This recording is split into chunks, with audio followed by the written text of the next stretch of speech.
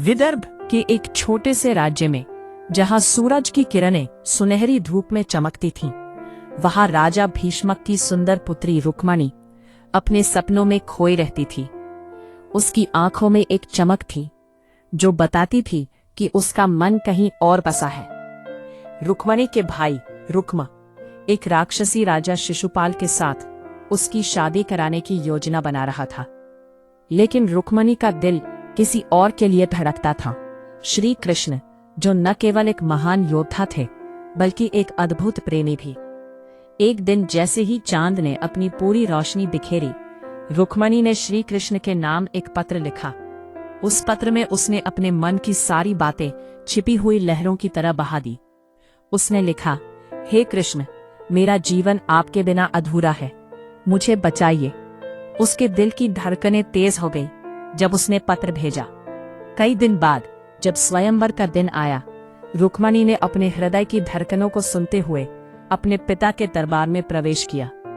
वहां राजसी वस्त्र पहने शिशुपाल और उसकी सेना ने आक्रमण किया। रुक्मणी का मन बेचैन था।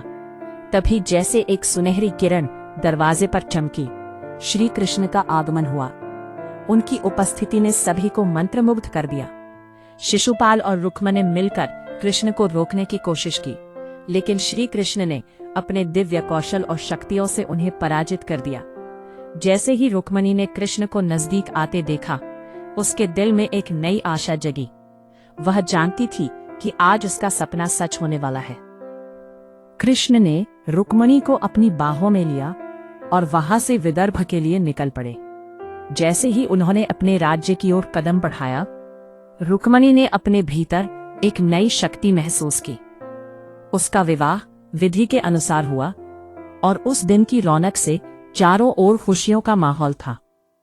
रुक्मणी और कृष्ण का विवाह एक नई कहानी की शुरुआत थी, जहां प्रेम, साहस और विश्वास ने एक दूसरे का हाथ थाम रखा था। यह कहानी केवल एक विवाह की नहीं थी, बल्कि यह थी दो आत्माओं की जो एक दूसरे के लिए बनी थी।